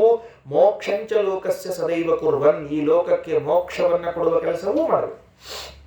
ಇದು ದೇವರು ಕೊಟ್ಟ ಆದೇಶ. ಏನು? ಎಲ್ಲರಿಗೂ ಮೋಕ್ಷ ಕೊಡು ನೀನು ಅಂತ. ಮುಕ್ತರಾದ ಮೇಲೂ ನೀನು ಮುಕ್ತಿಯಲ್ಲಿ ಅವರ ಸುಖವನ್ನು ಉಂಟು ಮಾಡು. ಅಂದರೆ ಬ್ರಹ್ಮ ಪದವಿಯನ್ನು ಕೊಟ್ಟು ಬ್ರಹ್ಮ ಪದವಿಯಲ್ಲಿ ಹನುಮಂತ ದೇವರು ಮುಂದಿನ ಸರ್ತಿ ಕುತ್ಕೊಂಡಾಗ ಲೋಕದ ಸೃಷ್ಟಿ ಸ್ಥಿತ್ಯಾದಿಗಳನ್ನು ನಡೆಸ್ತಾರೆ, ಯೋಗ್ಯರಾದವರಿಗೆ ಮೋಕ್ಷ ಕೊಡುತ್ತಾರೆ, ಮೋಕ್ಷದಲ್ಲೂ ಸುಖ ಪ್ರದಾನ ಮಾಡ್ತಾರೆ ಈ ಹನುಮಂತ ದೇವರು. ಇಷ್ಟು ವಿಷಯ. ಭೋಗಾಶ್ಚಯೇಯಾನಿ, ಹೌದು. ಆ ಬ್ರಹ್ಮ ಪದವಿ ಅಂದ್ರೆ ಏನದು? ಅದಕ್ಕೇನು ಹೆಸರು? ಸಹಭೋಗ ಅಂತ ಮತ್ತೊಂದು ಹೆಸರು. ಬ್ರಹ್ಮ ಪದವಿಗೇನೆ ಇನ್ನೊಂದು ಹೆಸರೇನು? ಸಹಭೋಗ. ಸಹಭೋಗ ಇಸ್ ಈಕ್ವಲ್ ಟು ಬ್ರಹ್ಮ ಪದವಿ, ಬ್ರಹ್ಮ ಪದವಿ ಇಸ್ ಈಕ್ವಲ್ ಟು ಸಹಭೋಗ. ಅದರ ವಿವರಣೆಯನ್ನ 41ನೇ ಶ್ಲೋಕದಲ್ಲಿ ಭೋಗಾಶ್ಚಯೇಯಾನಿ ಚ ಕರ್ಮಜಾತ ಜ್ಞಾನಾದ್ಯನಂತಾನಿ ಮಮೇಹ ಸಂತಿ ಮದಾಜ್ಞಯಾತಾನ್ಯಖಿಲಾನಿ ಸಂತಿ ಧಾತುಃ ಪದೇ ತತ್ ಸಹಭೋಗ ನಾಮ. ಏನಿಲ್ಲ, ಯಾನಿ ಅನಾದ್ಯನಂತಾನಿ ಕರ್ಮಜಾತಾನಿ ಮಮೇಹ ಸಂತಿ, ಜಗತ್ತಿನಲ್ಲಿರುವಂತಹ ಯಾರ್ಯಾರು ಕರ್ಮವನ್ನ ಮಾಡಲು ಅಧಿಕಾರಿಗಳು ಉಚಿತವಾದ ಕರ್ಮವನ್ನು ಮಾಡ್ತಾರೋ ಆ ಎಲ್ಲ ಕರ್ಮಗಳು ಭಗವದಧೀನ. ನಮ್ಮಲ್ಲಿ ನಾವೇನು ಕರ್ಮ ಮಾಡ್ತಿರ್ತೀವಲ್ಲ, ಈ ಎಲ್ಲ ಕರ್ಮಗಳು ಭಗವದಧೀನ. ಈ ಕರ್ಮ ಮಾಡಿದ್ದಕ್ಕೆ ಸತ್ಕರ್ಮಗಳು ಅಂತ ಇಟ್ಕೊಳ್ಳಿ, ಸತ್ಕರ್ಮಗಳನ್ನು ಮಾಡಿದ್ದಕ್ಕೆ ಪುಣ್ಯ ಬರ್ತದೆ. ಆ ಪುಣ್ಯದ ಭೋಗ ಇದೆ, ಪುಣ್ಯದಿಂದ ಒಂದೇನೋ ಫಲ ಸಿಗುತ್ತದೆ. ಅದು ಕೂಡ ಯಾರ ಅಧೀನ? ಭಗವದಧೀನ. ಯಾಕೆಂದ್ರೆ ಒಳಗೆ ನಿಂತು ಮಾಡಿಸಿದವ ಮಾಡಿದ ಮೇಲೆ ಫಲ ಕೊಡುವವ, ಹಿಂಗಾಗಿ ಕರ್ಮಗಳೂ ಅವನ ಅಧೀನ, ಫಲವೂ ಅವನ ಅಧೀನ. ಹಿಂಗ ಜಗತ್ತಿನಲ್ಲಿ ಅನಾದ್ಯನಂತ ಕರ್ಮಗಳೆಲ್ಲವೂ ಭಗವಂತನ ಅಧೀನವಾದಂತೆ ವಾಯುದೇವರಿಗೂ ಅಧೀನವಾಗಲಿ ಅಂತ ಭಗವಂತ ಆದೇಶ ಮಾಡಿದ್ದಾನೆ. ಅಂದ್ರ ಈಗ ನಾನು ಹುಟ್ಟುವಕ್ಕಿಂತ ಮೊದಲು ಎಲ್ಲಿದ್ದೆ ಗೊತ್ತಿಲ್ಲ, ನೆಕ್ಸ್ಟ್ ಎಲ್ಲಿ ಹೋಗ್ತೀನಿ ಗೊತ್ತಿಲ್ಲ. ಅನಾದಿ ಅನಂತವಾದ ಕರ್ಮಗಳ ಪ್ರವಾಹ, ಇದರಿಂದ ಯಾರೂ ತಪ್ಪಿಸಿಕೊಳ್ಳಿಕ್ಕೆ ಬರೋದಿಲ್ಲ, ಹೊರಗೆ ಬರ್ಲಿಕ್ಕೆ ಸಾಧ್ಯ ಇಲ್ಲ. ಇಂಥ ಎಲ್ಲ ಕರ್ಮಗಳು ಕೂಡ ವಾಯುದೇವರಿಗೆ ಅಧೀನವಾಗಿವೆ. ವಾಯುದೇವರಿಗೆ ಅಧೀನವಾಗಿವೆ. ವಾಯುದೇವರ ಇಚ್ಛಾ ಮಾಡಿದರೆ ನಮ್ಮ ಕರ್ಮಗಳಿಂದ ನಮ್ಮನ್ನು ಬಿಡಿಸಬಲ್ಲರು, ಇಚ್ಛಾ ಮಾಡಿದರೆ ನಮಗೆ ಕರ್ಮಗಳಿಗೆ ಫಲವನ್ನು ಕೊಡಬಲ್ಲರು. ಅದಕ್ಕೆ ನಾವು ಅವ್ರ ಹತ್ರ ಹೋದಾಗ ಇಂಥ ಫಲ ಬೇಕು ಅಂತ ಫಲ ಬೇಕು ಅಂತ ಕೇಳ್ಕೊಂಡ್ರೆ ಕೊಡ್ತಾರವರು. ಯಾಕೆ? ಅವ್ರ ಅಧೀನದ ಎಂಬುದು ಇದೊಂದು ದೃಷ್ಟಾಂತ ಆಯ್ತಲ್ಲ. ಮತ್ತೆ ಅವ್ರ ಅಧೀನ ಇದ್ದಿದ್ದಿಲ್ಲ ಅಂದ್ರೆ ಕೊಡೋದು ಹೆಂಗೆ? ಬಾಜುಕಿನ ಮನೆಯಿಂದ ಸಾಮಾನಂತೂ ನಾನು ತೆಗೆದುಕೊಳ್ಳಿಕ್ಕೆ ಬರಂಗಿಲ್ಲ, ಕೊಟ್ಟರೆ ನನ್ನ ಮನೆಯಾಗಿನ ಕೊಡ್ಬೇಕು. ನನ್ನ ಮನೆಯಾಗಿನ ಸಾಮಾನು ಕೊಡ್ತೀನಿ ಅಂದ್ರೆ ನನ್ನ ಅಧೀನ ಆಗಿದೆ ಅಂತ ಅರ್ಥ ಅದಕ್ಕೆ. ಹಾಗಾಗಿ ಬ್ರಹ್ಮ ಪದವಿ ಅಂದ್ರೆ ಜಗತ್ತಿನಲ್ಲಿ ಅನಂತ ಜೀವರಾಶಿಗಳು ಮಾಡುವ ಅನಾದ್ಯನಂತ ಕರ್ಮಗಳೆಲ್ಲವೂ ಭಗವಂತನ ಅಧೀನವಾಗಿದ್ದಂತೆ ವಾಯುದೇವರಿಗೂ ಅಧೀನವಾಗಿರ್ತದೆ. ಅದರ ಎಲ್ಲದರ ಭೋಗಗಳು ಭಗವಂತನಿಗೆ ಅಧೀನವಾದಂತೆ ವಾಯುದೇವರಿಗೂ ಅಧೀನವಾಗಿರ್ತದೆ. ಇದೇ ಬ್ರಹ್ಮ ಪದವಿಗೆ ವಾಯುದೇವರು ಬಂದಾಗ ಆಗೋದು. ಬ್ರಹ್ಮ ಪದವಿ ಅಂದ್ರೆ ಇದೇ ಅಂತ ತಿಳ್ಕೊಳ್ರಿ. ಏತಾದೃಶಂ ಮೇ ಸಹಭೋಜನಂ ತೇ ಮಯಾ ಪ್ರದತ್ತಂ ಹನುಮನ್ ಸದೈವ ಇತೀದಿತಸ್ತಂ ಹನುಮಾನ್ ಪ್ರಣಮ್ಯ ಜಗಾದ ವಾಕ್ಯಂ ಸ್ಥಿರಭಕ್ತಿರಂಬ್ರಹ. ಇಂಥ ಸಹಭೋಜನ ಹನುಮಂತ ನಾನು ಕೊಟ್ಟಿದ್ದೇನೆ, ತೆಗೆದುಕೋ ಅಂತ ಹೇಳಿದಾಗ ಸ್ಥಿರವಾದ ಭಕ್ತಿಯಿಂದ ಪ್ರಾರ್ಥನೆ ಮಾಡಿಕೊಳ್ಳುತ್ತಾರೆ. ಏನಂತಾರೆ? ಕೋರ್ವೀಶತೆ ಪಾದ ಸರೋಜ ಭಾಜಾಂ ಸುದುರ್ಲಭೋರ್ತೇಷು ಚತುರ್ಶ್ವಪೀಹ ತಥಾಪಿ ನಾಹಂ ಪ್ರಣೋಮಿ ಭೂಮನ್ ಭವತ್ಪದಾಂಬೋಜ ನಿಷೇವಣಾದೃತೆ. ಸ್ವಾಮಿ, ನಿನ್ನ ಪಾದ ಕಮಲಗಳನ್ನು ಉಪಾಸನೆ ಮಾಡುವಂಥವರಿಗೆ ಧರ್ಮಾರ್ಥ ಕಾಮ ಮೋಕ್ಷಗಳಲ್ಲಿ ಯಾವುದು ದುರ್ಲಭವಾದದ್ದು? ದೇವರ ಪಾದವನ್ನು ಭಜನೆ ಮಾಡ್ತಿದ್ದೇವೆ. ಅಯ್ಯೋ ಪಾಪ, ಭಜನೆ ಮಾಡ್ಕೋ ಕೂತೀಗ, ಹಿಂಗೇನಿಲ್ಲ, ಧರ್ಮ ಇಲ್ಲ, ಅರ್ಥ ಇಲ್ಲ, ಕಾಮಿಲ್ಲ, ಮೋಕ್ಷ ಇಲ್ಲ ಅಂತ ಯಾರ ಅಂದ್ರೆ ನೋಡಂತ? ಇಲ್ಲವೇ ಇಲ್ಲ. ದೇವರ ಭಜನೆಯನ್ನ ಮಾಡುವಂಥ ವ್ಯಕ್ತಿಗೆ, ಭಗವಂತನ ಸೇವೆಯನ್ನು ಮಾಡುವಂಥ ವ್ಯಕ್ತಿಗೆ ಧರ್ಮಾರ್ಥ ಕಾಮ ಮೋಕ್ಷಗಳು ಸುಲಭ. ಕೇಳೋದೇನು ಮತ್ತದನ್ನ? ಯಾವುದು ತಾನಾಗಿಯೇ ಬರ್ತಿರ್ತದೆ, ಕೇಳೋದು ಯಾಕೆ? ಈಗ ಸೂರ್ಯೋದಯ ಆತು, ಅದಕ್ಕೆ ಯಾರಾದ್ರೂ ಬಿಲ್ ಕೊಡ್ತಾರೇನಪ್ಪ? ಇಲ್ಲ. ಯಾಕೆ? ಸಹಜವಾಗಿರೋದು. ನೀವು ಬೆಳಕು ಬರಲಿ ಅಂತ ಕೇಳೋ ಅವಶ್ಯಕತೆ ಇಲ್ಲ, ಬಿಲ್ ಕೊಡೋ ಅವಶ್ಯಕತೆ ಇಲ್ಲ. ಲೈಟ್ ಹಚ್ಚಿದ್ರಿ ಕೊಡಬೇಕು ಬಿಲ್ ಅಂತ ಅರ್ಥ. ಇದು ಸಹಜ ಅಲ್ಲ, ಅಸಹಜ. ಹಾಗಾದ್ರೆ ಭಗವಂತನ ಪಾದ ಸೇವೆ ಮಾಡುವಂಥವರಿಗೆ ಸೂರ್ಯೋದಯವಾದಾಗ ಬೆಳಕು ಸಹಜ ಬರುವಂತೆ ಧರ್ಮಾರ್ಥ ಕಾಮ ಮೋಕ್ಷಗಳು ಸಹಜವಾಗಿ ಬರ್ತಿರುವಾಗ ಕೇಳಿಕೊಳ್ಳುವ ಅವಶ್ಯಕತೆ ಇಲ್ಲೇ ಇಲ್ಲ. ನಮ್ಮಲ್ಲಿ ಈ ಅಂಗಡಿಯೊಳಗೆ ಇಟ್ಟಿರ್ತಾರೆ ನೋಡ್ರಿ, ಬೈ ಗೆಟ್ ಒನ್ ಫ್ರೀ ಅಂತ ಇರಂಗಿಲ್ಲ, ಒಂದು ತೊಗೊಂಡ್ರೆ ಒಂದು ಫ್ರೀ ಅಂತ ಹೇಳಿ. ಹಂಗೆ ಭಗವಂತನ ಸೇವಾ ಮಾಡೋರಿಗೆ ಅವೆಲ್ಲ ಉಚಿತ ಬರ್ತಾವ, ಕೇಳೋ ಅವಶ್ಯಕತೆ ಇಲ್ಲ. ಅದಕ್ಕೆ ಬೇಡ ನನಗೆ ಮತ್ತೇನು ಬೇಕು, ಇದು ಸಿಗೋದಿಲ್ಲ. ಭವತ್ಪಾದ ದಿಶೆ ಭವತ್ಪದಾಂಭೋಜ ನಿಷೇವನ ಧೃತೆ, ನಿನ್ನ ಪಾದ ಸೇವೆ ಮಾಡುವಿಕೆ ಅಂತ ಅನ್ನೋದು ಮಾತ್ರ ಸಿಗೋದಿಲ್ಲ. ಅದಕ್ಕೆ ಕೇಳ್ಕೋಬೇಕಾಗ್ತದೆ. ಇವು ಹನುಮಂತೇವ್ರು ಭಾಳ ಎಚ್ಚರ ಕೊಟ್ಟಾರ್ರಿ, ಭಾಳ ಎಚ್ಚರ ಕೊಟ್ಟಾರ. ನಾವು ದೇವ್ರ ಸೇವಾ ಮಾಡಿದಾಗ ನಮಗೆ ಧರ್ಮಾರ್ಥ ಕಾಮೋಕ್ಷಗಳು ಸಿಕ್ಕಾವ, ಮತ್ತೆ ಸೇವಾ ಮಾಡೋ ಬುದ್ಧಿ ಸಿಗಂಗಿಲ್ಲ ಅಂತ. ಸೇವಾ ಮಾಡೋ ಬುದ್ಧಿ ಸಿಗಂಗಿಲ್ಲ. ಯಾಕೆ ಹೇಳ್ರಿ? ಸೇವಾ ಮಾಡಿದಕ್ಕೆ ಫಲ ಸಿಕ್ಬಿಡುತ್ತೆ, ಉಂಡು ಆರಾಮಲ್ಲಿ ಬಿಟ್ರಿ ನಾವು. ನಮ್ಮ ಮತ್ತೆ ಸೇವಾ ಮಾಡ್ಬೇಕಂತ ಹೇಳಿ ಬರ್ಬೇಕು, ಅದಕ್ಕೆ ಆ ಬುದ್ಧಿ ಬರ್ಬೇಕು ಅಂತ ಕೇಳ್ತಾ ಇದ್ದಾರೆ. ತ್ವಮೇವ ಸಾಕ್ಷಾತ್ ಪರಮ ಸ್ವತಂತ್ರ, ತ್ವಮೇವ ಸಾಕ್ಷಾತ್ ಅಖಿಲೋ ಶಕ್ತಿ, ತ್ವಮೇವ ಚಾಗಣ್ಯ ಗುಣ ನಮಸ್ಸದಾ ರಮಾ ವಿರಿಂಚಾದಿ ವಿರಪ್ಯಶೇಷೈ. ಸ್ತೋತ್ರ ಮಾಡ್ತಾರೆ ಹನುಮಂತ ದೇವರು. ನೀನೇ ಸಾಕ್ಷಾತ್ ಸರ್ವೋತ್ತಮ, ಸ್ವತಂತ್ರ, ಎಲ್ಲ ವಿಷಯಗಳಲ್ಲೂ ಪರಿಪೂರ್ಣ ಶಕ್ತಿ ಉಳ್ಳವನು, ರಮಾ ಬ್ರಹ್ಮಾದಿಗಳಿಂದ ಎಣಿಸಲಾಗದ ಗುಣಸಾಗರ. ಸಮೇತ್ಯ ಸರ್ವೇಪಿ ಸದಾ ವದಂತೋ ಪ್ಯನಂತ ಕಾಲಚ್ಚ ನ ವೈ ಸಮಾಪ್ನಯುಃ, ಗುಣಾನ್ಸ್ತದೀಯಾನ್ ಪರಿಪೂರ್ಣ ಸೌಖ್ಯ ಜ್ಞಾನಾತ್ಮಕಂ ತ್ವಂ ಹಿ ಸದಾತಿ ಶುದ್ಧ.